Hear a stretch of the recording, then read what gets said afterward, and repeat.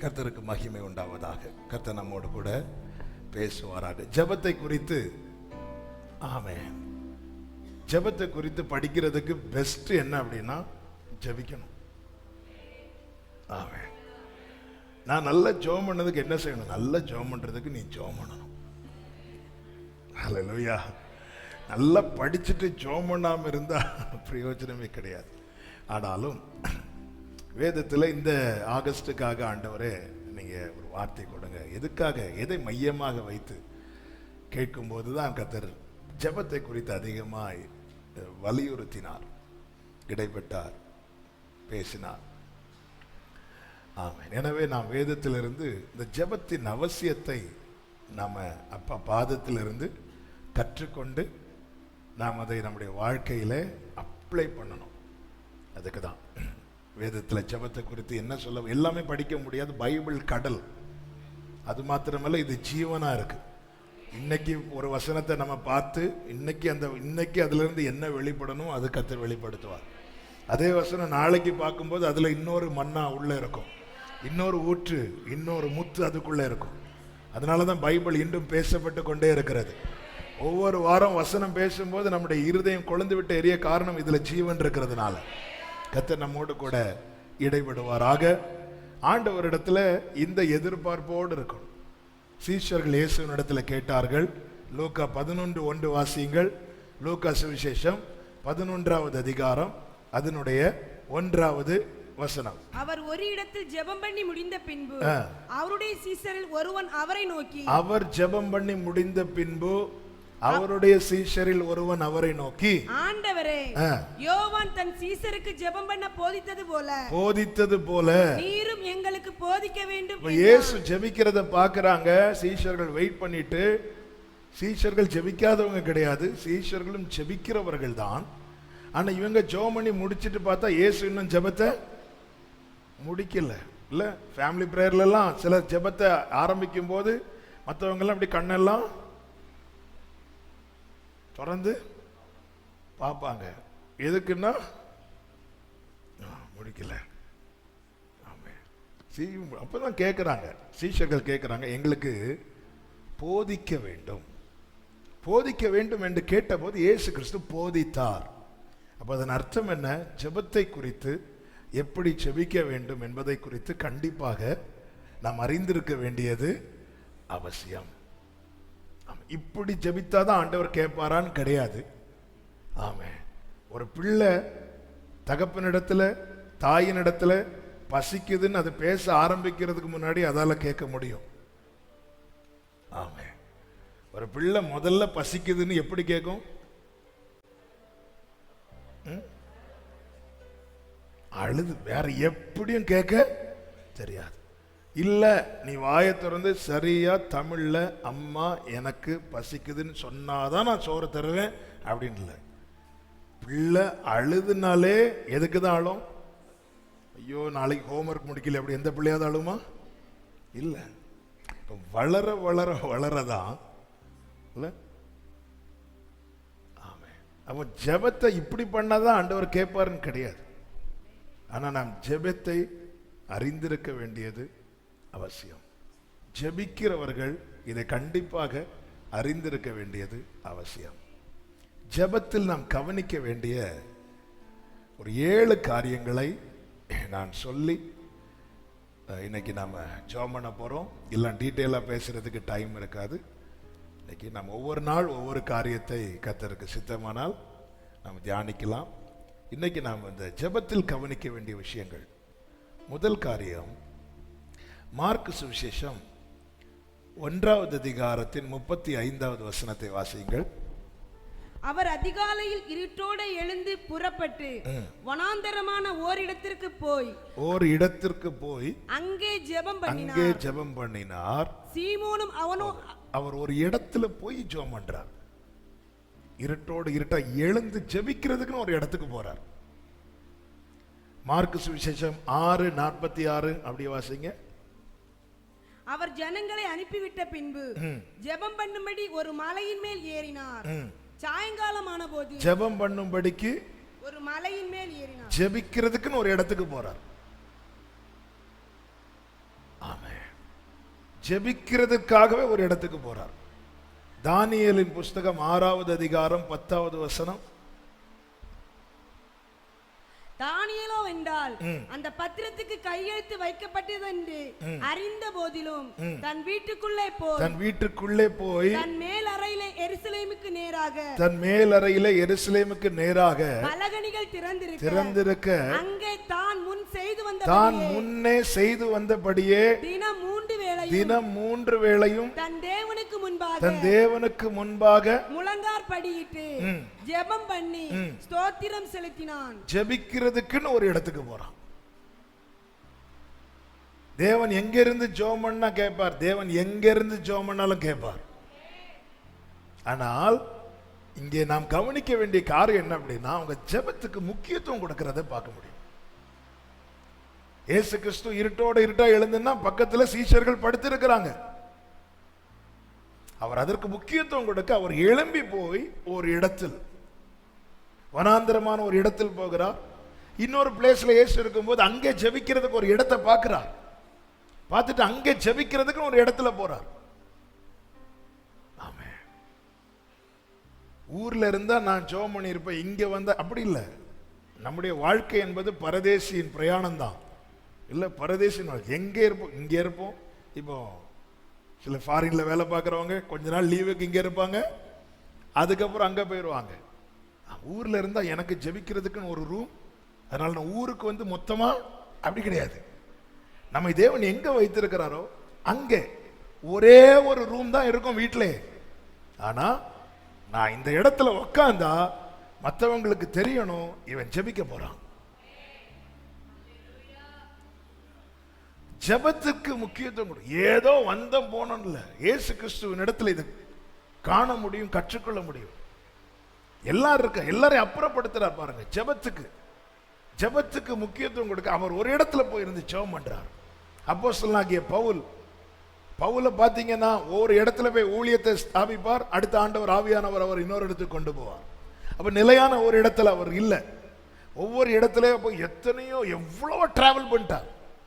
இன்னைக்கு இருந்த மாதிரி வசதிகள் கிடையாது. அப்படி இல்லாமலேயே வசதிகள் இருக்கிறவர்கள் செய்த பிரயாணத்தை விட பவுல் செய்த பிரயாணம் என்பது அதிகம். அவர் எங்க போனாலும் அவர் முதல்ல எந்த இடத்தை தான் கண்டுபிடிப்பார்னா, ஜெபிக்கிறதுக்கு ஒரு இடம் வேணும். ஜெபிக்கிறதுக்கு ஒரு இடம் வேணும். ஆமே, சரி, ஒரே ரூம் ஓகே. இந்த ஓரத்துல இருந்து நம்ம என்ன பண்ணலாம், ஜெபம் பண்ணலாம். அப்போஸ்தலர் 16வது அதிகாரம் அதனுடைய 13வது வசனம். ஓய்வு நாளில் நாங்கள் பட்டணத்துக்கு வெளியே போய் ஆற்றின் அருகே வழக்கமாய் ஜெபம் பண்ணுகிற இடத்தில் உட்கார்ந்து அங்கே கூடி வந்த ஸ்திரீகளுக்கு உபதேசித்தோம். வழக்கமாய் ஒரு இடத்துல இருந்து ஜெபம் பண்றார், அங்க உட்கார்ந்து. ஆமென். ஆற்றின் அருகே, ஏன்னா அங்க அவருக்கு தனி ரூமு கிடையாது. இயேசு கிறிஸ்து பாருங்க, அவருக்கு தலை சாய்க்கிறதுக்கு இடம். எனக்கு மட்டும் பிரேயர் ரூம் இருந்திருந்தா ஜெபம் பண்ணவே மாட்டோம். ஆமே, அவர் பாருங்க வனாந்திரத்துல ஒரு இடத்துல போய் உட்கார்ந்து இருந்து ஜெபம் பண்றார். ஆமே, எனக்கு வீட்டில் இருந்தா ஜெபமே. ஆமே, இருட்டோ எழுந்து அவர் பார்க்கிறார். பேதுரு இந்த சைடு, எல்லாம் பேதுரு பின்ன தூங்குறதுக்கு சொல்லவே, நாளைக்கு கழுத்தை வெட்ட போறாங்கன்னு தெரிஞ்சும் சிறைச்சாலைக்குள்ள நம்ம அண்ணன் படுத்து தூங்கிட்டே இருக்கிறார். இயேசு பாருங்க அப்படியே எழுந்து போய் ஒரு இடத்துல போய் உட்கார்ந்து ஜெபம் பண்றார். உட்கார்ந்து தான் ஜெபம் பண்ணன்னு சொல்ல, அந்த ஜெபத்துக்கு கொடுக்கிற முக்கியத்துவம். இது நான் ஜெபிக்கிற நேரம். அவருடைய ஜெபத்துக்கு யாரும் தொந்தரவு பண்ணக்கூடாது என்பதற்காக கூட இருந்தவங்களை அக்கறைக்கு போக துரிதப்படுத்தினார். பார்த்தீங்களா? ஏன்னா இது நான் தனியா அவரோடு இருக்கிற நேரம். நம்ம மற்றவங்களை அப்புறப்படுத்த வேண்டாம். நம்ம ஜெப நேரத்தில் நம்ம போன் இருக்குல்ல, அதுதானாங்க நம்ம கூடவே இருக்கு. வாழ்விலும் தாழ்விலும் கூட. ஒரு நாளைக்கு நம்ம கை அதிகமா யாரை தொடுதுன்னா போனை தான். ஆமாவா இல்லையா? நம்ம கை பைபிளை தொட்டது அதிகமா, போனை தொட்டது அதிகமா. ஏன் நாங்க பைபிளே எங்க தான் வச்சிருக்கோம்? பைபிள் போன்ல இருக்கிறது நல்லது, ஆனா போன்ல பைபிள் மட்டும் கிடையாது. எல்லார் போன்லயும் பைபிள் இருக்கும். என் போன்ல நிறைய பைபிள் இருக்கு. ஆனா போன்ல பைபிள் மட்டும் கிடையாது. ஆனா இந்த பைபிள்ல வசனம் மட்டும்தான் இருக்கு. அதனால மன்னாவை எதுல தேடணும்? நம்ம அதுல தேடிட்டு இருந்தா அப்படி ஒரு மெசேஜ் வந்திருக்கும், ஹாய் ப்ரோ, குட் மார்னிங்.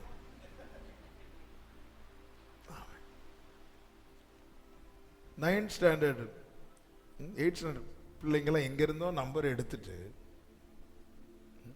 போன வருமா, ஹாய் ப்ரோ, குட் மார்னிங். நான் 9th ஸ்டாண்டர்ட்ல படிக்கிறேன், நீ மட்டும் என் கையில கிடைச்ச. Hi bro. அப்பதான் நம்ம வசனம் பார்க்கலாம் அப்படி வரும். இதுதான் பிரச்சனை. இதுல வேற எதுவுமே வராது. ஹல்லேலூயா. ஜெபிக்கிறதுக்கு அதான் அந்த முக்கியத்துவம், ஜெபத்துக்கான முக்கியம். நான் ஒரு இடத்துல போய் ஜெபம் பண்ணணும், அங்க யாரும் என்ன டிஸ்டர்ப் பண்ணிடக்கூடாது. கூட இருந்த சீஷர்களை துரிதப்படுத்துறாரு. ஏன்னா யோவானை விட்டா நேரா நெஞ்சில வந்து படுத்துருவான். நீ போ, அங்க போ. துரிதப்படுத்தினாரா, ஃபோர்ஸ் பண்ணாரா. இது என்னோட பிரேயர் டைம், நான் ஜெபம் பண்ணணும், கொஞ்சம் தள்ளி போறீங்களா?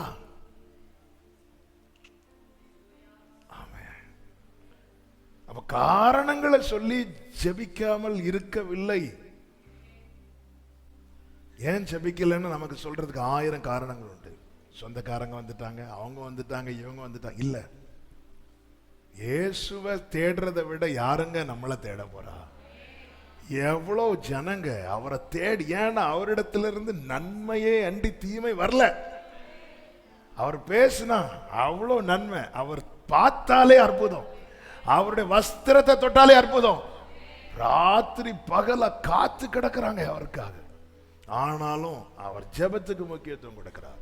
ஒரு தேவ பிள்ளை ஜெபத்துக்கு முக்கியத்துவம் கொடுக்கணும். இரண்டாவதாக ஜெபத்தில் கவனிக்க வேண்டிய விஷயம் என்ன அப்படின்னா, யாரிடத்துல கேட்கிறோம் என்கிற கவனம் ரொம்ப தேவை. யாரிடத்துல கேட்கிறோம்? நம்ம ஆண்டவருக்கு ஒரு பெயர் இருக்கிறது. அவருடைய வல்லமையை வைத்தும், அவருடைய கிரியைகளை வைத்தும், அவருடைய சுபாவத்தை வைத்தும் வேதத்தில் பல வார்த்தைகளை சொல்லி ஆண்டவரை அழைப்பது உண்டு. கிருபை நிறைந்தவர், உண்மை உள்ளவர், நீதி உள்ளவர். அப்படி அவருக்கு கொடுக்கப்பட்ட ஒரு பெயர் தான் சங்கீதக்காரன் சொல்லுகிறான், ஜெபத்தை கேட்கிறவரே.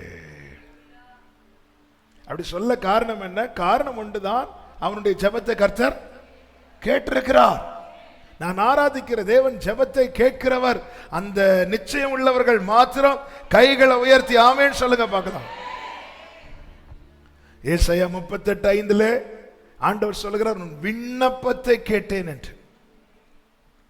விண்ணப்பத்தை கேட்டேன்.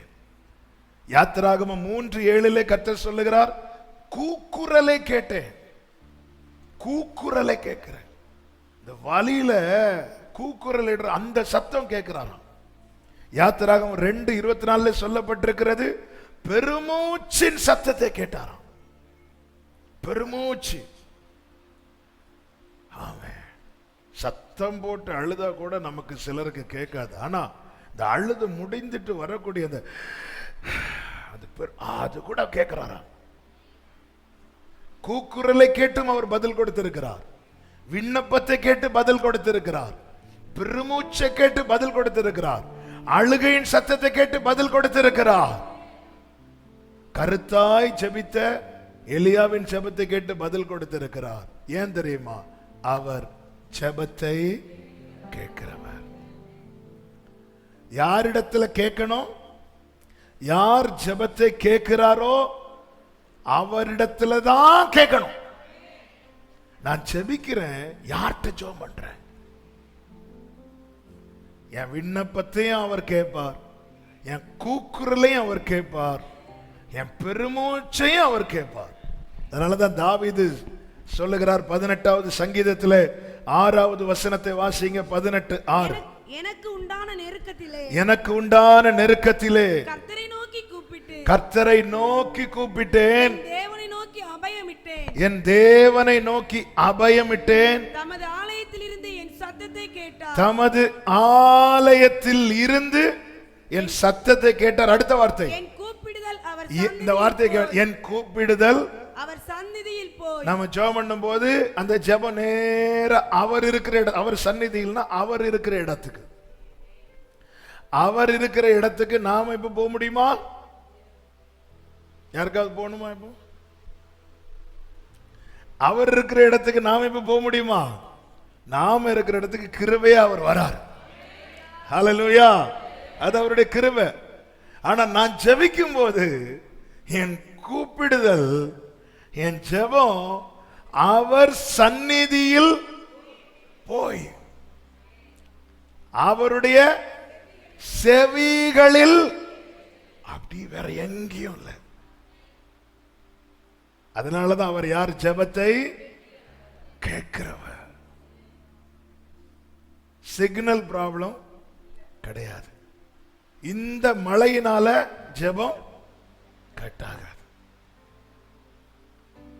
ஆமென். நான் தேவனை நோக்கி கூப்பிட்டேன், அபயமிட்டேன், என் சத்தத்தை கேட்டார். எப்படி கேட்டாரோ அந்த ஜெபம் அப்படியே போய் அவருடைய சந்நிதியில போய் அவர் இருக்கிற இடத்துல போய் அப்படியே அவருடைய செவிகளில் ஏறிட்டு. அவர் சந்நிதியில சத்தம் இல்லாத நிலையே கிடையாது. அங்க தூதர்கள் சத்தம் போட்டு ஆராதித்துக் கொண்டே இருப்பார்கள். சிங்காசனத்தில் வீற்றிருக்கிறவருக்கு மகிமையை செலுத்திக் கொண்டிருப்பார்கள். ஹல்லேலூயா. அது நடுவில் நான் அபயம் விடும்போது, நான் கண்ணீர் விடும்போது, நான் பெருமூச்சு விடும்போது, ஹல்லேலூயா, அது அவர் செவிகளில் ஏறும். அவர்கிட்ட தான் ஜெபம் பண்ணணும். யாரிடத்துல ஜெபிக்கணும்? 1 தீமோத்தேயு 6வது அதிகாரம் அதனுடைய 17வது வசனம். இவ்வுலகத்திலே ஐஸ்வர்யம் உள்ளவர்கள் இருமாப்பான சிந்தை உள்ளவர்களா இராமலும் நிலையற்ற ஐஸ்வர்யத்தின் மேல் நம்பிக்கை வையாமலும் நாம் அனுபவிக்கிறதற்கு சகலவித நன்மைகளையும் நமக்கு சம்பூரணமாய் கொடுக்கிற ஜீவனுள்ள தேவன். யார்கிட்ட கேட்கணும்? யாருக்கு எல்லாவித நன்மையையும் சம்பூர்ணமாய் கொடுக்க முடியுமோ அவர்கிட்ட தான் கேட்கணும். ஹல்லேலூயா.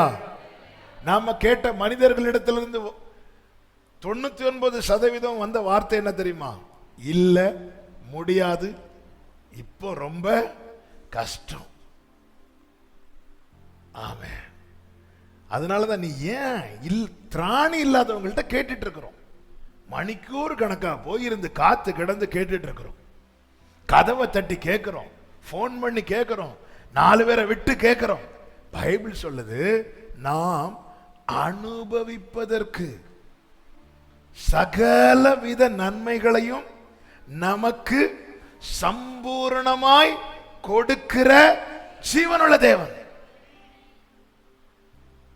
நாம் கேட்கிறதெல்லாம் அனுபவிக்கிறது கேட்கிறோமா, அழிகிறது கேட்கிறோமா? நம்ம கேட்டதெல்லாம் நம்ம அனுபவிப்பதற்கான. அதனாலதான் என் கேட்டதெல்லாம் தேவன் தரலன்னா இது எனக்கு ஆசீர்வாதமா இருக்குமா, இது எனக்கு அழிவுக்கு காரணமா இருக்குமான்னு அவருக்கு நல்லாவே தெரியும். அதனால பைபிளோட ஒவ்வொரு வார்த்தையும் பார்க்கணும்.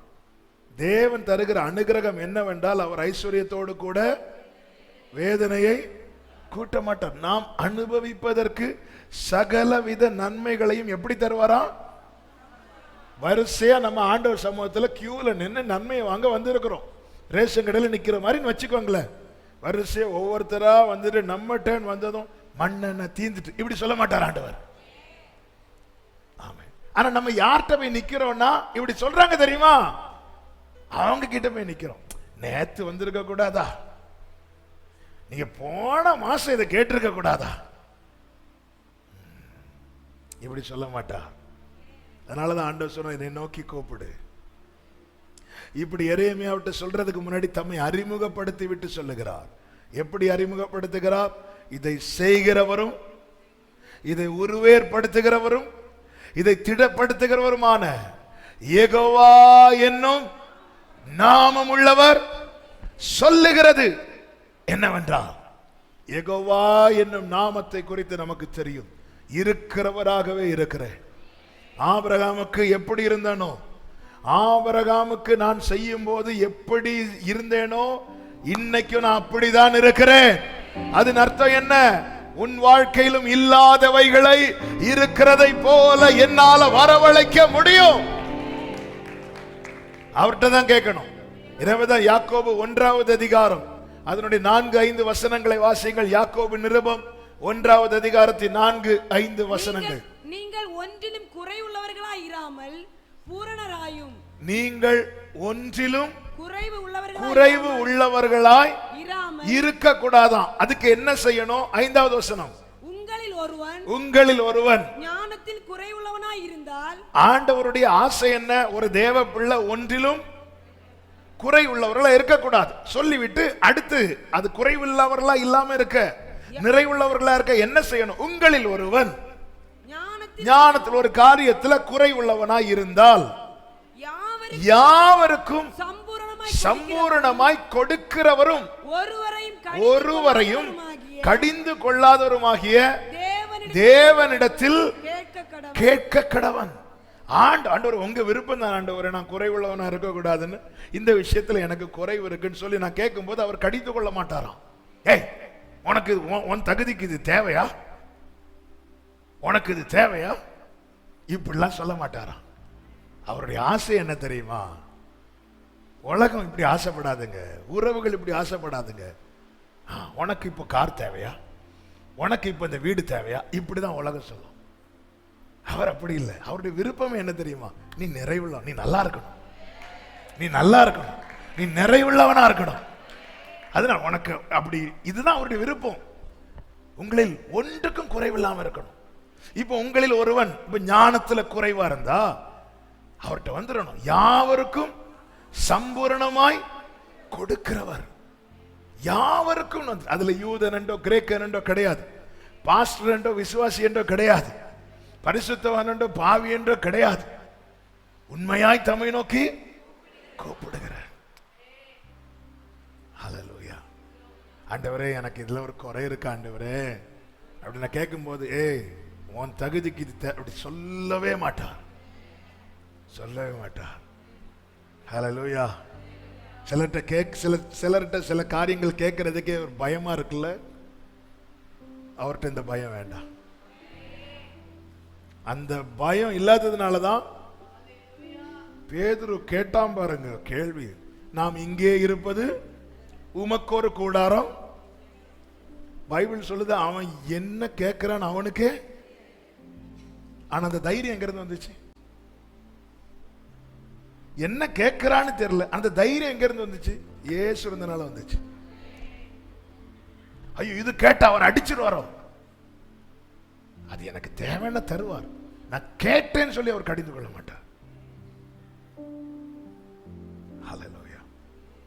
யோவானுடைய யாக்கோபுடைய தாயார் வந்து கேட்கிறாங்க, ஆண்டவர் உம்முடைய ராஜ்யத்துல ஒரு பையன் ரைட்ல இருக்கணும், இன்னொரு பையன் லெஃப்ட்ல இருக்கணும். இயேசு அவங்களை கடிந்து கொண்டார். இல்ல, இத பாருமா, அது அவருடைய சித்தம். ஆனா மற்றவங்களுக்கெல்லாம் உடனே யோவான் உனக்கு என்ன கேட்கணும் விவரம் இல்லையா? இயேசு இப்படிதான் சொன்னாரா? ஏன்னா நம்ம கேட்கறதே விவரம் இல்லாம தான்.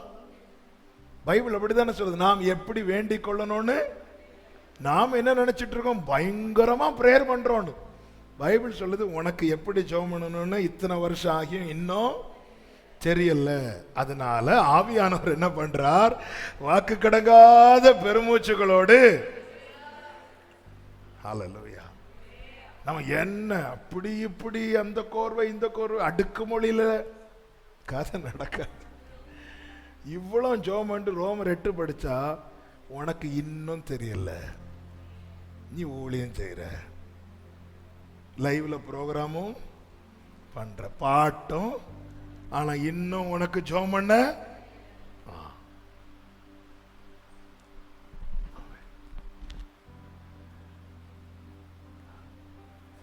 எதுக்கு இதை சொல்றேன்னா, ஐயோ நான் இப்படி ஜெபம் பண்ணாலும் என்னை கடிந்து கொள்வார், எனக்கு ஜெபம் பண்ண தெரியலன்னு சொல்லிட்டு அவர் கடிந்து கொண்டிருப்பார்னா, ஒருத்தங்க கிட்ட நம்ம ஒண்ணு கேட்க போறோம், அவங்க மட்டும் கடினமா பேசி நம்ம கிட்ட போனை வச்சுட்டாங்கன்னா அதுக்கப்புறம் அவங்க கிட்ட கேட்போமா? இன்னைக்கு நம்ம அவர் சமூகத்தில் வந்து நிக்க காரணம் என்ன தெரியுமா? ஒருவரையும் கடிந்து கொள்ளாதவர். ஹல்லேலூயா, ஹல்லேலூயா. அவர்கிட்ட கேட்கணுமா? அப்படி கேட்க கடவன், அப்பொழுது அவனுக்கு கொடுக்கப்படும். ஏன் கொடுக்கிறார்? அவருடைய ஆசை என்ன? என் புள்ள குறைவுள்ளவனா இருக்கக்கூடாது. இந்த முதல் நாள்லயே உங்க வாழ்க்கையில எது எது குறைவா இருக்கிறது அதை நீங்க உங்க டைரியில எழுதி வச்சு அதை தேவ சமூகத்துல சொல்லி கேளுங்க.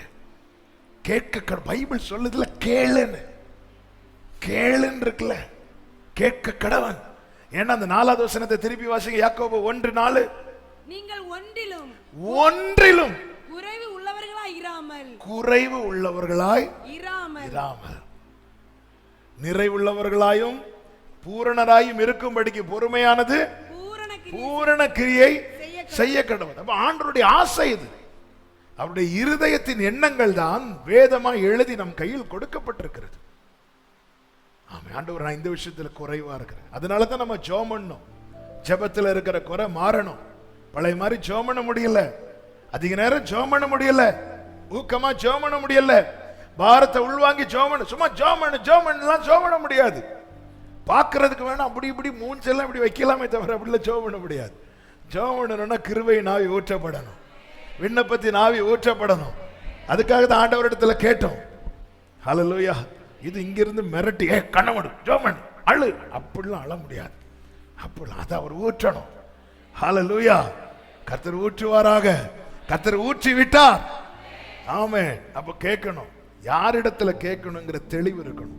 நான் இவர்கிட்ட கேட்க போறேன். ஏன் நான் ஆண்டவர்கிட்ட கேட்கிறேன்னா அவர் யாவருக்கும் சம்பூர்ணம். அப்ப என்கிட்ட ஒரு குறை இருக்குது, நான் ஞானத்தில் குறைவுள்ளவனா இருக்கிறேன். அப்பா எனக்கு ஞானத்தை தாங்கன்னு கேட்டா ஆண்டவர் எனக்கு எப்படி தருவாரா? ஞானத்தோடு கூட. ஞானத்தை கேட்ட ஒரு ஆளை சொல்லுங்க. அவர் ஞானத்தையும் எக்ஸ்ட்ராவையும் எக்ஸ்ட்ரா கொடுத்தார்ல, இன்னும் இதையும் வச்சுக்கோ. அவர்கிட்ட இல்லாம இருந்ததா இப்பத்தைக்கு இதை வச்சுக்கோ. இல்ல அப்படி இல்ல, அவர்கிட்ட எக்ஸஸ் எல்லாமே நிறைய இருக்குங்க. அவர்கிட்ட நீங்க ஒண்ணு கேட்டா அவர் 2 தருவார். ஞானத்தை கேட்கிற என்ன ஐஸ்வர்யத்தையும் அதான் சம்பூர்ணமாய் கொடுக்கிறவர். இன்னைக்கு ஒரு தீர்மானம் எடுங்க. ஏன் குறைய நான் குறைவுள்ளவனிடத்தில் கேட்க மாட்டேன், யாவருக்கும் சம்பூர்ணமாய் கொடுக்கிறவரிடத்தில் தான் கேட்பேன். ஹல்லேலூயா. யார்கிட்ட கேட்கிறோங்கிற தெளிவு இருக்கணும். 3வதாக எந்த ஒரு காரியத்தையும் கேட்பதற்கு முன்னே பிலிப்பியர் 4:6 வாசியுங்கள். நீங்கள் ஒன்றுக்கும் கவலைப்படாமல் எல்லாவற்றையும் குறித்து உங்கள் விண்ணப்பங்களை விண்ணப்பங்களை எப்படி சொல்லணுமா? ஸ்தோத்திரத்தோடு. அதை நான் இப்படி சொல்ல விரும்புகிறேன். நாம கேட்டு பெற்றுக்கொள்வதற்கு முன்னமே அல்லது கேட்டு பெற்றுக்கொள்வதற்கு முன்னே பெற்றுக்கொண்டதற்கு ஸ்தோத்திரம் செலுத்துவது அவசியம். ஒரு காரியத்தை பெற்றுக்கொள்ள வந்திருக்கிறோம். கேட்டு பெற்றுக்கொள்வதற்கு முன்னே இதுவரை பெற்றுக்கொண்டோம் அல்லவா? அதனாலதான் அவர்கிட்ட ஜெபம் பண்ண வந்திருக்கிறோம். ஏன் நாம ஜெபம் பண்ண வந்திருக்கோம்? நம்ம ஜெபத்தை இதுக்கு முன்னாடி கேட்டிருக்கிறார். எல்லா ஜெபத்தையும் கேட்டாரா? எல்லாத்துக்கும் பதில் வந்துச்சானா? இல்ல, யாருக்குமே எல்லா ஜெபத்துக்கும் பதில் வராது. ஏன்னா அவர் ஒரு நாளும் அப்பத்துக்கு பதில் கல்லை தரமாட்டார். நாம கேட்கிறது நிறைய, கொஞ்சம் அப்போ நிறைய. என்னுடைய ஜெபத்துல 80% பதில் கிடைத்தது, 20% பதில் கிடைக்கலன்னா நான் 80% அப்பம் கேட்டேன், 20% கல்லை கேட்டேன். என் ஜெபத்துல 50%, 10 விண்ணப்பத்தில் 5க்கு பதில் கிடைச்சது, 5 பதில் கிடைக்கலன்னா நான் கேட்ட 5 அப்பம் கேட்டிருக்கிறேன், 5 கல்லு கேட்டிருக்கிறேன். நான் ஜெபம் பண்ணி இதுவரை எனக்கு ஒரு பதிலுமே கிடைக்கலன்னா நான் கேட்டது முழுவதுமே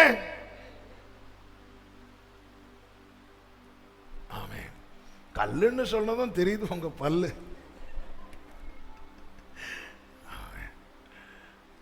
நான் இவ்வளோ கேட்டேன். ஹல்லேலூயா. ஆமென். அவர் நல்லவர், நல்ல தகப்பன். ஹல்லேலூயா. பெற்றுக்கொள்வதற்கு முன்னே, கேட்டு பெற்றுக்கொள்வதற்கு முன்னே ஏற்கனவே பெற்றுக்கொண்டோம் அல்லவா?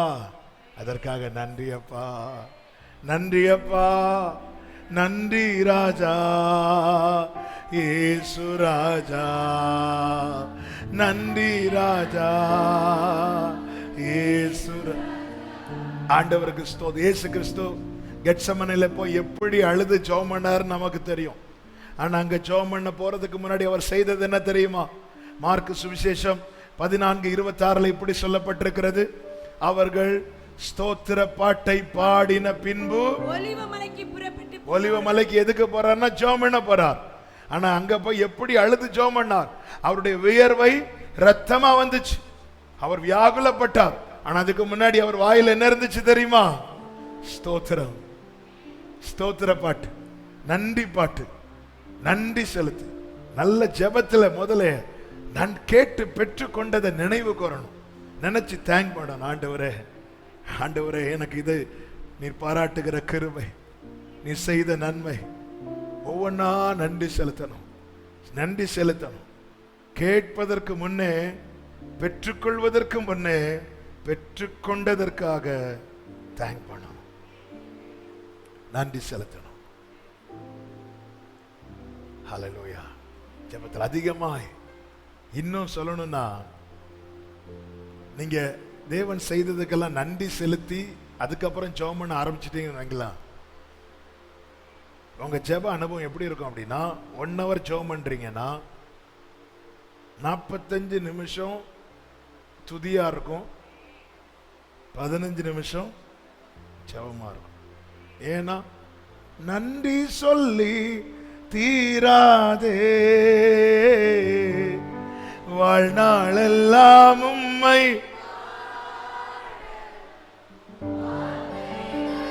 நம்ம ஜெபத்துல நாம கேட்கிறத விட நாம செலுத்துறது நிறைய இருக்கணும். தாவீதுனுடைய ஜெபத்தை பாருங்கள், 119வது சங்கீதத்துல அந்த வசனத்தை பார்த்த வாசிங்க சிஸ்டர். 119 7 தரம் துதிக்கிறேன்னு சொல்லுவார்.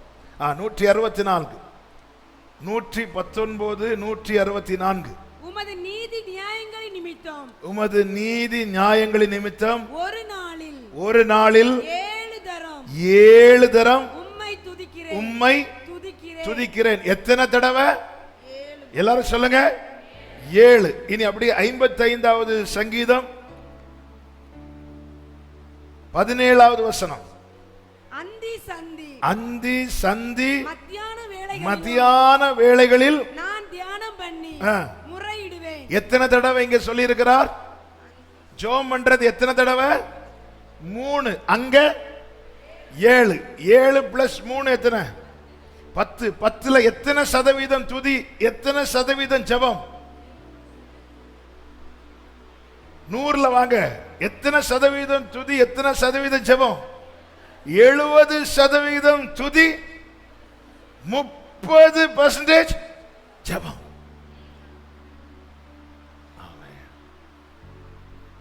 ஹல்லேலூயா. ஏன்னா பைபிள் சொல்லுது, நன்றி அறிதல் உள்ளவர்களாயிருங்கள். நன்றி அறிதல். நீங்க 2 சாமுவேல் 7 எடுத்து வாசிக்க வேண்டிய டைம் இல்லை. நீங்க படிச்சீங்கன்னா தாவீது ஒவ்வொன்னா சொல்லி சொல்லி, நான் ஏமாத்துறோம், என் வீடு ஏமாத்துறோம், இப்படி சொல்லி, ஆண்டவரே வெகு தூரத்து செய்தியை சொன்னீங்க, ஆண்டவரே நீங்க அடியானை குறித்து சொன்னீங்க, நீர் என்ன மேன்மையான சந்ததி மனுஷனா பார்த்தீர், இதெல்லாம் சொல்லிட்டு கடைசியில ஒரு விண்ணப்பம் பண்ணுவாரு, உமது அடியானின் வீடு உமக்கு முன்பா இருக்கும்படி. அவன் செய்ததை சொல்லி சொல்லி அதுக்கு நேரம் பத்தல. ஸ்தோத்திரத்தோடு நீ உன் பெரிய பிரச்சனையில வந்திருக்க உண்மைதான், ஆனா அதனை ஸ்தோத்திரத்தோடு சொல்லு. ஆமென். நான் எனக்கு ஒரு காரியம் சால்வ் ஆகிறதுக்காக, பிரச்சனை சால்வ் ஆகிறதுக்காக நான் தேவ சமூகத்தில் அமர்ந்து ஜெபம் பண்றதுக்கு முன்னாடி, இதுவரை நம்ம பிரச்சனையே பார்க்காதவங்க அல்ல. கோலியாத்தை பார்க்கிறோம், அதுக்கு முன்னாடி சிங்கத்தை பார்த்துருக்கிறோம், கரடியை பார்த்துருக்கிறோம். தாவீது அப்படித்தானே ஃபேஸ் பண்ண போனான், சிங்கத்தின் கைக்கும். தாவீது சொல்றாருங்க, நான் இந்த கோலியாத்தை ஜெயிப்பேன்னு எடுத்ததும் சொல்லல. ஒரு விசை சிங்கம் வந்துச்சு, ஒரு விசை கரடி வந்துச்சு. அவன் நினைவு கூறுகிறான், நினைவு கூறணும். அதுக்கெல்லாம் ஸ்தோத்திரம். ஒரு காரியத்தை கேட்பதற்கு முன்னே பெற்றுக்கொண்ட காரியங்கள் இருக்கிறது அல்லவா, அதுக்காக ஆண்டவருக்கு என்ன செய்யணும்? ஸ்தோத்திரம். அதனாலதான் ஆத்துமாவே கர்த்தரை ஸ்தோத்திரி, அவர் செய்த சகல உபகாரங்களையும் மறவாது. மறக்கவே கூடாது. அதை நினைச்சு முதல்ல நல்ல ஜெபத்துல கவனிக்க வேண்டிய காரியம். நம்ம வெறுமனே கேட்டுட்டு மட்டும் இருக்கிறோம். நாம் பெற்றுக்கொண்ட எதற்குமே ஸ்தோத்திரம் செலுத்தலைன்னா உலகத்துக்கு நம்ம எப்படி காண்பிக்கிறோம் தெரியுமா? ஆண்டவர் எனக்கு ஒண்ணுமே செய்யலன்னு காட்டுறோம். ஆண்டவர் எனக்கு ஒண்ணுமே, நான் என் வாயில நான் பெற்றுக்கொண்டதுக்கு ஆண்டவருக்கு நான் தேங்க் பண்ணாம சும்மா நான் கேட்டுட்டு மட்டும் இருக்கிறேன்னா, என்னை பார்க்கிறவங்களுக்கு, என்னை கேட்கிறவங்களுக்கு நான் என்னை எப்படி காண்பிக்கிறேன் என்றால், ஆண்டவர் எனக்கு ஒண்ணுமே செய்யல. ஹல்லேலூயா. ஆண்டவர் எனக்கு ஒண்ணுமே செய்யலைன்னு ஒரு ரட்சிக்கப்பட்ட தேவ பிள்ளை சொல்லவே கூடாது. ஏன்னா இதுக்கு மேல செய்யறதுக்கு இனி ஒண்ணுமே இல்லை. அதனாலதான் வாயை திறந்தா ஸ்தோத்திரம். சங்கீதங்கள் எல்லாமே பாட்டா இருக்கான்னு பார்த்தா நிறைய ஜெபம் தான் இருக்கும். ஆனா தாவீது பாடிதான் முடிப்பார். ஒண்ணு பாடி தொடங்குவார், இல்லைன்னா பாடி முடிப்பார். ஜெபிக்கிறதுக்கு முன்னும் ஜெபித்த பிறகும் தேவனை ஸ்தோத்தரிப்பது அவசியம். ஜெபிக்கிறதுக்கு முன்னாடி எதற்காக ஸ்தோத்தரிக்கணும்? பெற்று கொண்டதற்காக. ஜெபித்த பிறகு எதற்காக ஸ்தோத்தரிக்கணும்? இந்த ஜெபத்துக்கு தேவன் பதில் தர. இதுதான் நம்பிக்கை.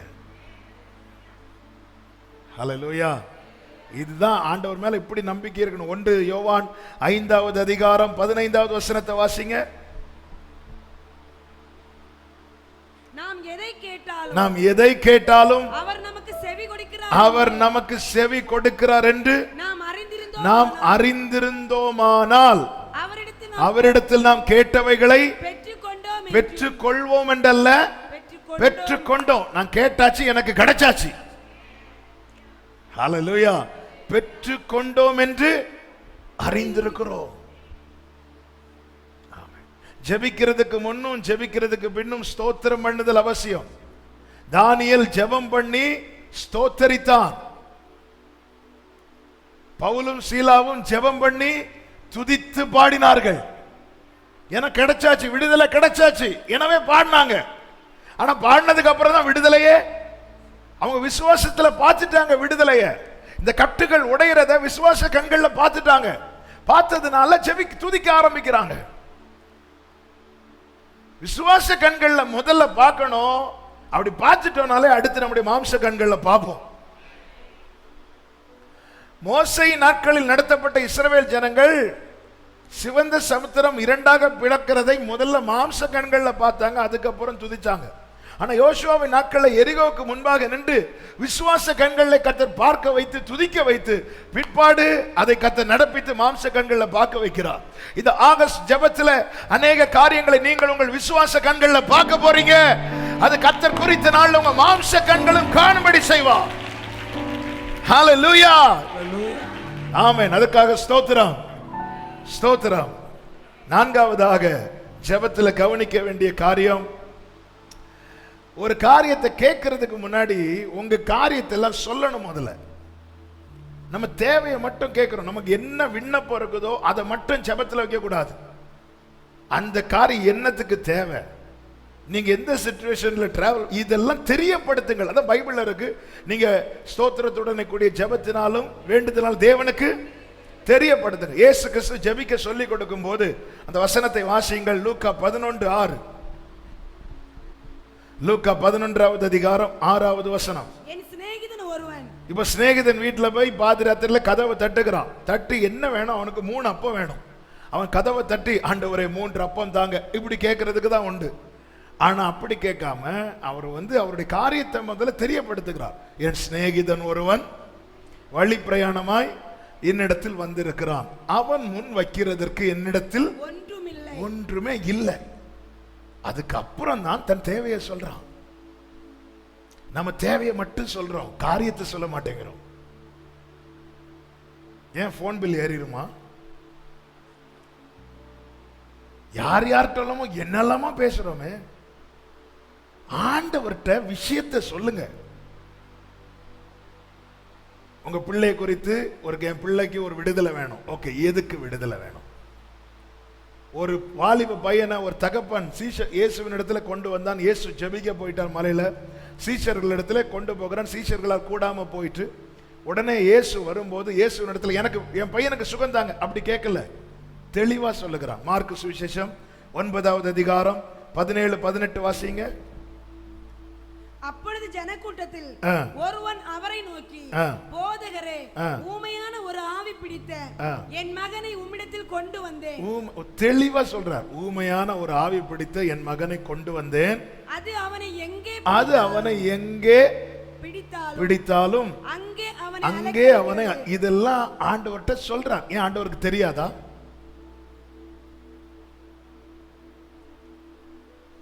ஆண்டவர் உங்களுக்கு தான் எல்லாமே தெரியுமே. ஆமென். நம்ம எல்லாம் ஷார்ட்டா சொல்லி முடிப்போம்.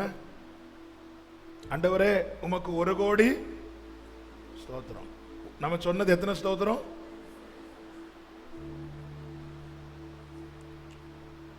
ஹல்லேலூயா. நீங்க எவ்வளவு ஸ்தோத்திரம்? நாங்க டெய்லி காலைல 1000 ஸ்தோத்திரம் சொல்றோம். நாங்க 1 கோடி ஸ்தோத்திரம் சொல்றோம். ஆண்டவரே உங்களுக்கு 1 கோடி. ஆண்டவரே உங்களுக்கு எல்லாம் தெரியும், நீங்க பார்த்துக்கோங்க. இயேசுவின் நாமத்தில் பிதாவே. ஆமென். நீ எதுக்காக ஜெபம் பண்ணா? எல்லாத்துக்காக ஜெபம் பண்ணேன். அவன் தெளிவா சொல்றான். ஆண்டவரே எனக்கு இப்படி பையன் இருக்கிறான், அவனுக்கு ஒரு பிரச்சனை இருக்குது. அந்த பிரச்சனை என்னன்னா அவனை எங்க பிடிச்சாலும். இதெல்லாம் நம்ம மற்றவங்க கிட்ட தான் ஷேர் பண்றோம். காரியத்தை சொல்றதுக்கு முன்னாடி பைபிள்ல என்ன சொல்லப்பட்டிருக்கு தெரியுமா? நீ ஜெபம் பண்ணா உனக்கு சமாதானம் கிடைக்கும்னு சொல்லல, நீ உன் எல்லாத்தையும் தெரியப்படுத்து. அப்பொழுது எல்லா புத்திக்கும் மேலான ஒருத்தங்க கிட்ட நம்பிக்கைக்குரிய ஒருத்தங்க கிட்ட நம்ம கவலையெல்லாம் ஷேர் பண்ணாலே நமக்கு உடனே விடுதலை கிடைக்காது, ஆனா ஒரு சமாதானம் கிடைக்குதா? ஜெபத்துல பதில் வாங்குறதுக்கு முன்னாடி சமாதானத்தை வாங்கணும். நான் ஒரு காரியத்துக்காக ஜெபிக்கும் போது எனக்குள்ள ஒரு சமாதானம் வந்துட்டுனாலே எனக்கு என்ன நம்பிக்கை வந்துடும்னா பதில் வந்துடும் அர்த்தம். அந்த சமாதானம் வர்றதுக்கு என்ன செய்யணும்? என்ன நீங்க உங்க சிச்சுவேஷன் என்ன? இவன் நிலைமையை பாருங்க. இவர் இந்த தகப்பன் முதல்ல பையனை குறித்து சொல்றான். அவன் எங்க பார்த்தாலும் அலை கழிக்குது. அப்படி அலை கழிக்கும் போது அவன் என்ன செய்யறான்? அவன் நுரை தள்ளுறான், அவன் பல்ல கடிக்கிறான், அவன் சோர்ந்து போகிறான். இன்னும் அவன் ஜெபிக்க இன்னும் விண்ணப்பத்தை வைக்கல. இன்னும் என் பையனுக்கு சுகம் தாங்கன்னு கேட்கல. ஆனா அதுக்கு முன்னாடி அவனை குறித்து தெரியப்படுத்துகிறான்.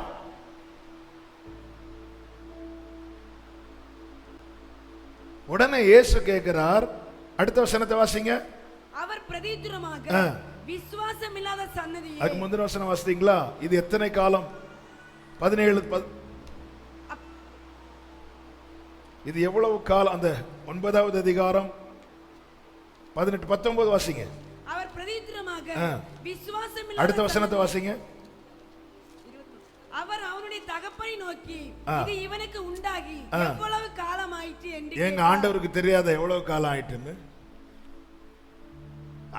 நீங்க ஆண்டவருக்கு ஒரு காரியத்தை தெரியப்படுத்தும் போது அவர் விசாரிக்கிறார் அந்த விஷயத்தை. அவர் உங்களை விசாரிக்க. என் விஷயத்தை ஒருத்தங்க விசாரிச்சாலே எனக்கு பாதி கவலை போயிருமே. எனக்கு ஒருத்தங்க செய்யணும்னு கூட கிடையாது. என்னமா உன் பிரச்சனை? என்ன பிரச்சனை?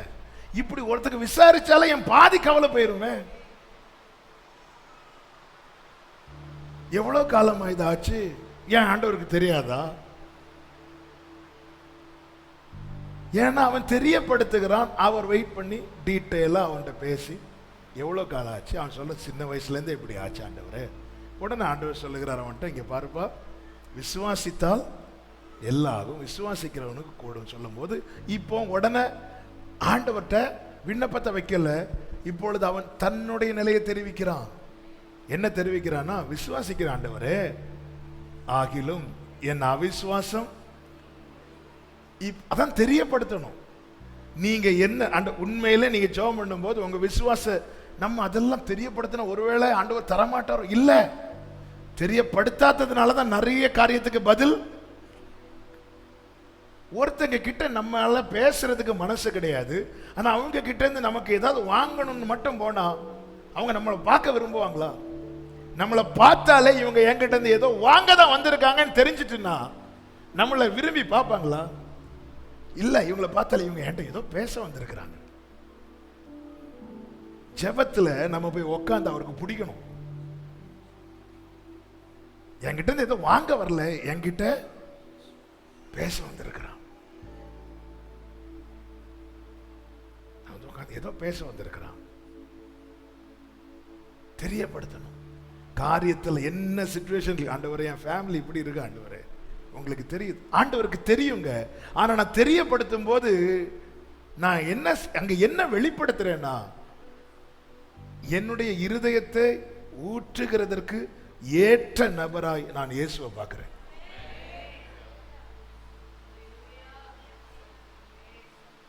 இவ்வளவுதான். என் வேதனையை கொட்டுறதுக்கு ஏற்ற இடமாக தேவ சமூகத்தையும் ஏற்ற நபராக நான் இயேசுவையும் பார்க்கிறேன். ஆண்டவரே இப்படி இருக்கு ஆண்டவரே, இந்த நன்மை எனக்கு ரொம்ப நாள தடையா இருக்கு ஆண்டவரே, எனக்கு இதை வச்சு இந்த காரியம் செய்யணும்னு இருக்கிற ஆண்டவரே. ஆண்டவர் கேட்பாருங்க அது காரியத்தை. சாலமோன் எப்படி எப்படி கேட்டார் பாருங்க, ஞானத்தை எப்படி கேட்டார். எடுத்தது எனக்கு ஞானம் கொடுங்க கேட்டார். 1 ராஜாக்கள் 3வது அதிகாரம் 7வது வசனத்தை வாசிங்க. இப்போ ஒரு சில நிமிடங்கள் கூட பொறுத்து கொள்ளுங்கள். நீங்க பொறுத்துதான் ஆகணும். வெளியே செய்தி முடியும் போது அது ஆட்டோமேட்டிக்கா நிற்கும், அதுக்கப்புறம் போகலாம். கர்த்தர் உங்களை ஆசீர்வதிப்பாராக. இப்பொழுதும் என் தேவனாகிய கர்த்தாவே, இப்பொழுதும் என் தேவனாகிய கர்த்தாவே, தேவரீர் உமது அடியேனை என் தகப்பனாகிய தாவீதின் ஸ்தானத்திலே ராஜாவாக்கினீர். ராஜாவாக்கினீர். ஆண்டவர் கேட்கிற உனக்கு என்ன வேண்டும்? 2 நாளாகமம் 1வது அதிகாரத்தில் இருக்கிறது. உனக்கு என்ன நீ விரும்புகிறது என்னிடத்தில் கேளுங்கிற. அதுக்கு இவனுடைய பதில், ஆண்டவரே உடனே ஆண்டவர் எனக்கு ஞானத்தை கொடுங்க, எனக்கு ஐஸ்வர்யத்தை. கேட்கல, அவன் முதல்ல விஷயத்தை சொல்றான். ஆண்டவரே நீங்க என்ன ராஜாவா வச்சிருக்கிறீங்க, என்ன நீங்க இந்த குடும்பத்துல வச்சிருக்கிறீங்க, என்ன நீங்க இந்த ஸ்தானத்துல வச்சிருக்கிறீங்க சொல்லிட்டு, நானோ வென்றால் போக்குவரவு அறியாத சிறு பிள்ளையா இருக்கிறேன். இது சாலமோன் ஜனத்திட்ட சொல்ல முடியுமா? சிங்காசனத்துல உட்கார்ந்து நான் யார் தெரியுமா, நான் சின்ன பிள்ளை இப்படி சொல்ல முடியுமா? முடியாது. ஆனா அவனுக்கு தெரியுது அவன் யாருன்னு. அதை யார்கிட்ட சொல்றான்? ஆண்டவர்கிட்ட சொல்றான்.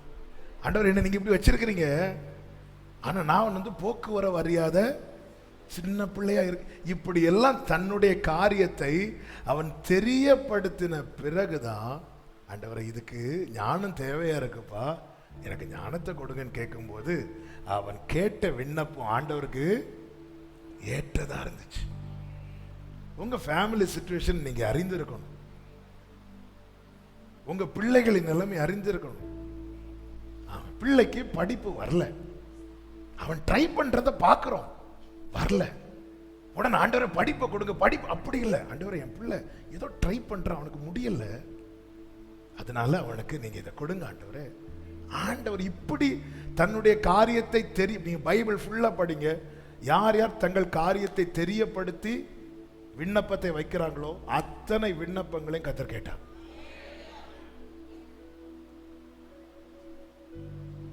நம்மள எடுத்தோம், ஆண்டவரே எனக்கு தாங்கப்பா தாங்கப்பா தாங்கப்பா. எதுக்கு வேணும் அதை சொல்லு. ஆண்டவரே எனக்கு பணம் தாங்க. எதுக்கு பணம் வேணும்? ஆண்டவரே இப்படி கடன் பிரச்சனை இருக்கு, ஆண்டவரே இந்த பிரச்சனை இருக்குப்பா, நாளைக்கு லோன் கட்ட வேண்டி இருக்குது. இதெல்லாம் ஆண்டவர்கிட்ட சொல்றோம். அங்க இல்ல, ஆண்டவர் சில வார்த்தையை அழுத்தி பேச வைக்கிறார்னாலே நம்ம இந்த காரியத்துல ரொம்ப கிருபாசனத்தண்டில நெருங்கி வர வச்சிருக்கிறார், பிள்ளையாக்கி இருக்கிறார், சிநேகிதன் என்று அழைத்திருக்கிறார், தோக்கி தோல்ல வச்சிருக்கிறார். ஆண்டவரே தோல்ல இருக்கிறோம் நாம. ஜெபம் இறங்கி தள்ளி போய் நின்று ஆண்டவரே இப்படியா பேச, தோல்ல இருந்தே பேசுங்க. தோல்ல இருந்து, அப்பா இவ்வளவு பிரச்சனை இருக்குப்பா எனக்கு, அப்பா பையனுக்கு வயசாகுது, பிள்ளைக்கு வயசாகுது, 4 பேர் கேட்க ஆரம்பிக்க. இதெல்லாம் நம்ம ஜெபத்தில் வச்சிருக்கிறோமா? இல்ல, கேட்குறாங்கப்பா. அதை கேட்கும் போது எனக்கு கஷ்டமா இருக்குப்பா. நான் நம்புறேன் உங்களை, ஆனாலும் என் சிச்சுவேஷன் இப்படி ஓப்பனா பேசுங்கிறார் ஆண்டவர். இங்க பாருப்பா, என் வீட்டில் ஒருத்தன் வந்திருக்கிறான், அவனுக்கு கொடுக்கறதுக்கு என்கிட்ட அப்போ இல்லை. நீங்க இப்படி பேசுனா நீங்க டைம் எல்லாம் செட் பண்ணவே தேவையில்லை.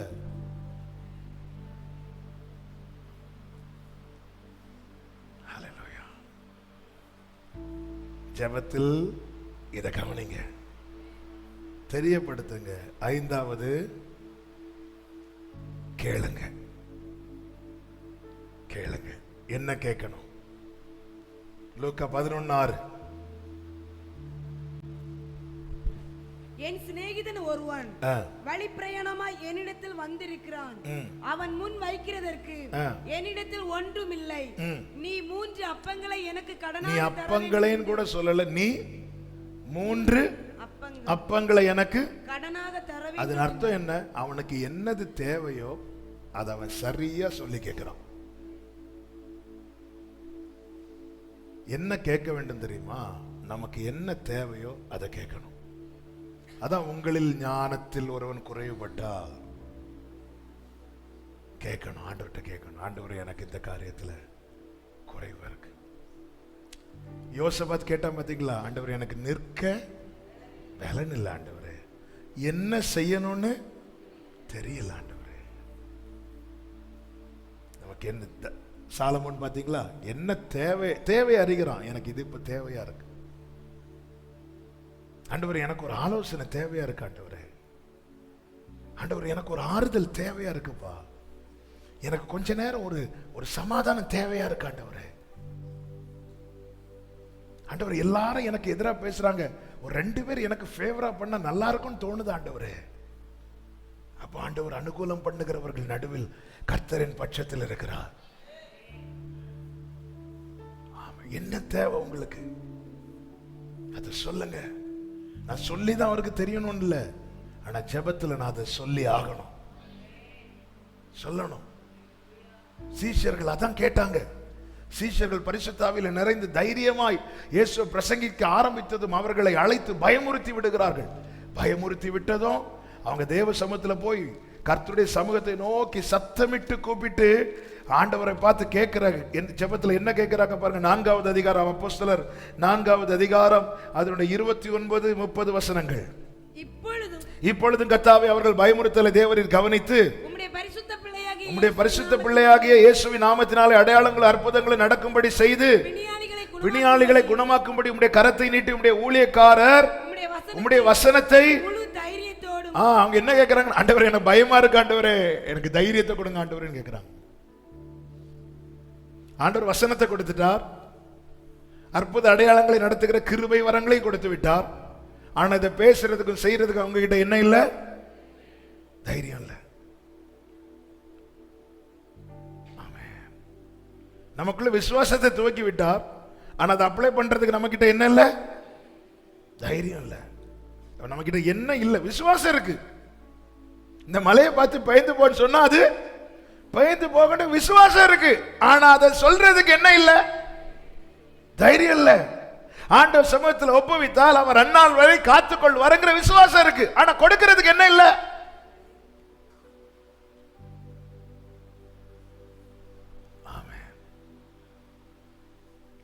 நான் என் நினைவுகளை விட அவருடைய நினைவுகள் பெரியது, அது எனக்கு மிகவும் நன்மையானதுங்கிற விசுவாசம் இருக்கு. ஆனா அதே நேரத்தில் என்னுடைய காரியத்தை ஆண்டவர் உம்முடைய சித்தப்படி மட்டும் செய்யுங்கன்னு சொல்றதுக்கு என்ன இல்லை? தைரியம் இல்லை. ஏன்னா சொந்தக்காரங்களுக்கு பதில் சொல்லணுமே. ஆண்டவர் இதை இப்படி மட்டும் செஞ்சுட்டு கல்யாண கார்டில் இந்த காரியம் நம்ம கிட்ட என்ன இல்லை? ஆண்டவர் இந்த வசனத்துக்கு கீழ்ப்படியணுங்கிற தெரியுதுப்பா, ஆனா என்னால அது தைரியம் இல்லை. அவங்க கேட்கிறாங்க. அவங்க கேட்டதும் கர்த்தர் என்ன செய்தார்? 31வது வசனம். அவர்கள் ஜெபம் பண்ணின போது அவர்கள் கூடியிருந்த இடம் அசைந்தது. அவர்கள் எல்லாரும் பரிசுத்த ஆவியினால் நிரப்பப்பட்டு தேவ வசனத்தை தைரியமாய் சொன்னார்கள். அவங்க இல்லாததை எது தேவையோ அதை கேட்டாங்க, கேட்டு முடிக்கிறாங்க. கர்த்தர் அதை கொடுக்கிறார், அது அவர்களில் வெளிப்படுகிறது. ஆமென் சொல்லுங்க பார்க்கலாம். கேட்கணும். அதோடு கூட எப்படி கேட்க வேண்டும்? யோவான் 14:14 இயேசுவின் நாமத்துல கேட்கணும். எந்த ஒரு ஜெபம்னாலும் சரி, பரலோக பிதா ஏற்றுக்கொள்ளணும்னா எந்த நாமத்துல மட்டும் கேட்கணும்? ஆண்டவர் சொல்லுகிற, என் நாமத்தினாலே நீங்கள் எதை கேட்டாலும் அதை நான் செய்வேன். இயேசு கிறிஸ்துவின் நாமத்தை. அதனாலதான் நம்ம எல்லா ஜெபத்தையும் பண்ணிட்டு ஜெபத்தை எப்படி முடிக்கிறோம்? இயேசுவின் நாமத்திலே ஜெபிக்கிறோம்.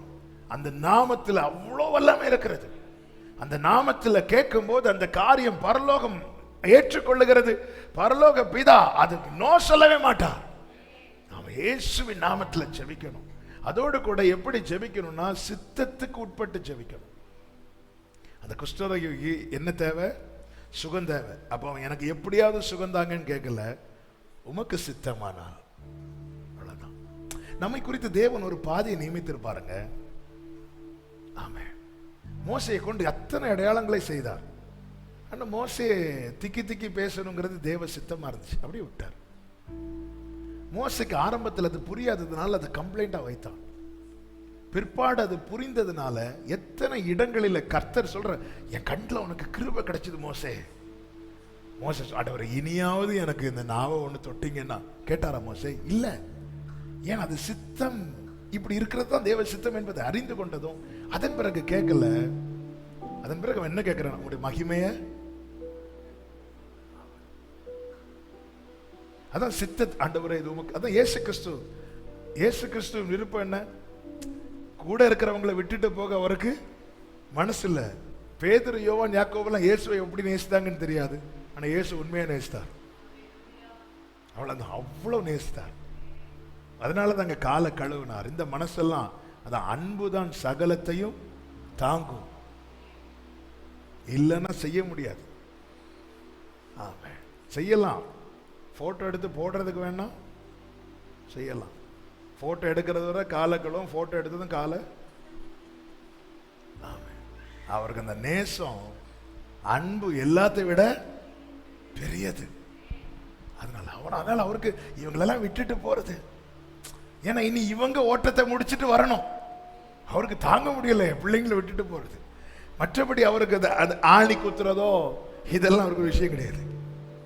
அவருக்கு எது தாங்கிட மாட்டார்? இந்த உறவு துண்டிக்கப்படுறத, பிதாவோடு உள்ள உறவு துண்டிக்கப்படுறதை அவரால் தாங்க முடியாது. பேதுருவோடு உள்ள உறவு துண்டிக்கப்படுறது அவரால் தாங்க முடியாது.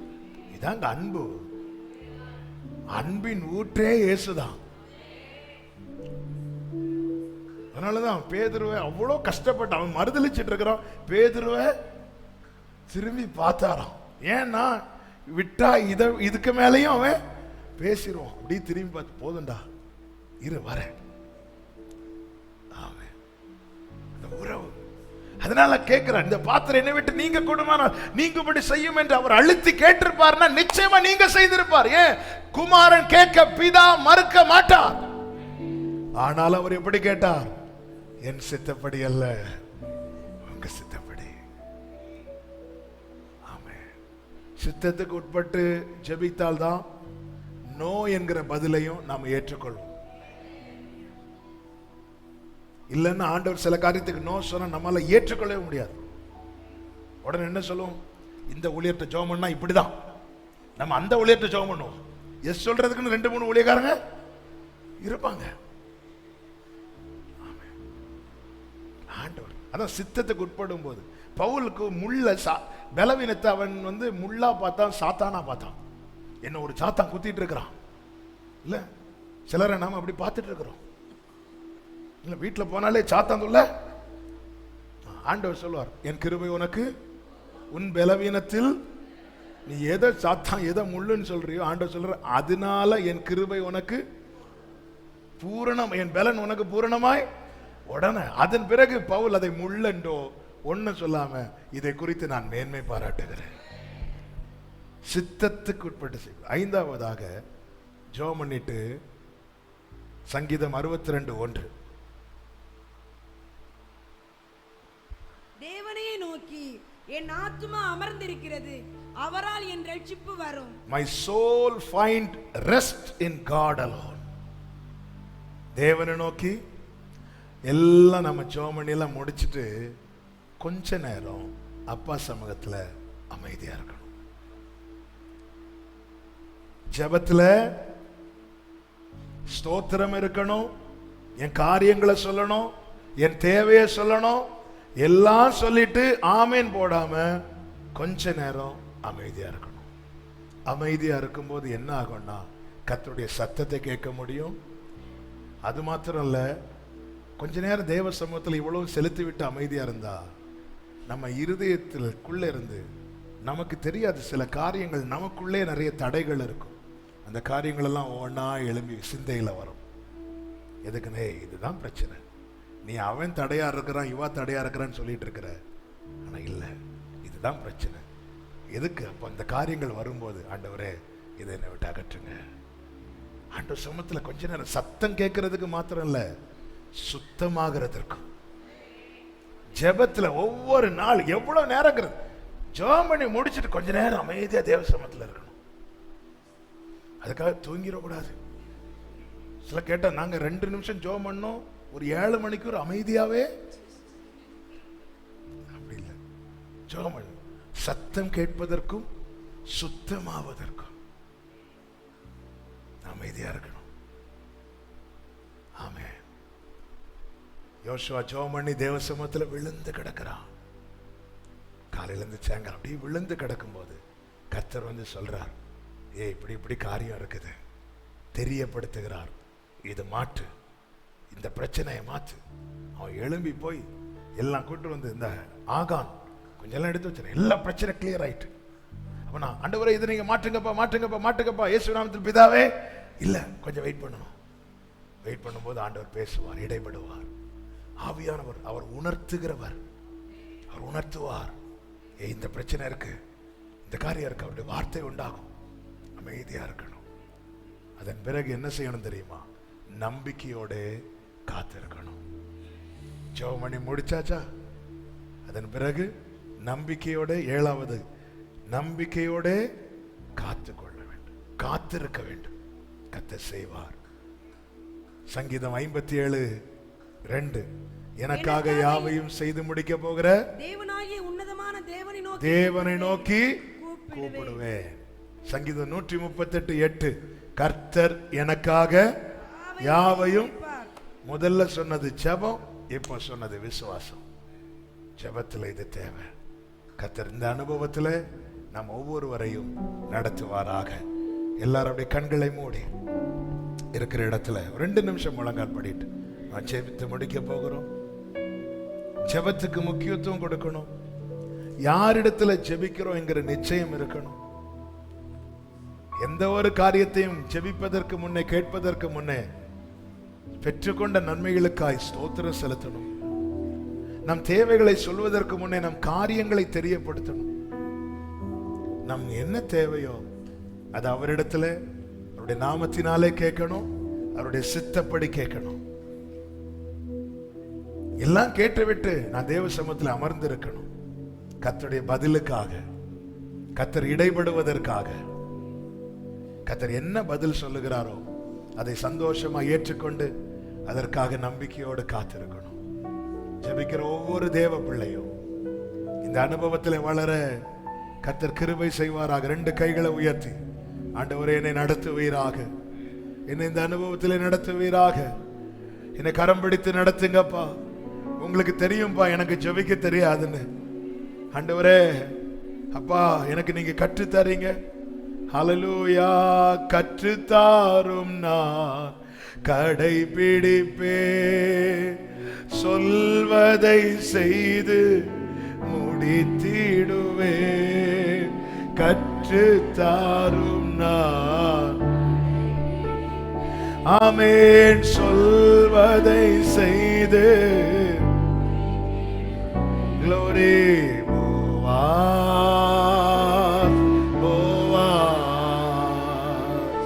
ஓர்வையால் என்னை ஓடுமையா இசையா, உம் அன்பினால் என்னை. ஆண்டவர்கிட்ட கேட்கணும், ஆண்டவரே இந்த அனுபவத்தில் என் ஜெப வாழ்க்கை, இந்த நல்ல அனுபவம், வேதம் காண்பிக்கிற இந்த அனுபவத்துக்கு நேராய் நடத்தப்படுவதாக. ஆவியானவரே எனக்கு உதவி செய்வீராக. நீங்க எங்களை இப்படி நடத்த உம்முடைய ஜெபாவி எங்கள் மத்தியிலே ஊற்றுவீராகப்பா, ஊற்றுவீராக. உடைய வல்லமையுள்ள கரங்களை தாழ்த்துகிறோம் ஆண்டவரை. தொடர்ந்து உள்ள ஒவ்வொரு நாளும் உங்க சமூகத்தில் வந்து அமர்ந்திருந்து செபிக்க கற்றுக்கொள்ள கை கொள்ள எங்களுக்கு உதவி செய்யும். ஒவ்வொருவரையும் ஆட்கொள்ளும், ஆசீர்வதியும். இயேசு கிறிஸ்துவின் நாமத்தில் பிதாவே, ஆமென். சேர்ந்து சொல்லும், என் ஆத்துமாவே கர்த்தரை ஸ்தோத்திரி, முழு உள்ளமே அவருடைய பரிசுத்த நாமத்தை ஸ்தோத்திரி. என் ஆத்துமாவே கர்த்தரை ஸ்தோத்திரி, கர்த்தர் செய்த சகல உபகாரங்களை மறவாதே. ஆமென், ஆமென். ஹல்லேலூயா. God bless you. கர்த்தர் உங்களை ஆசீர்வதிப்பாராக.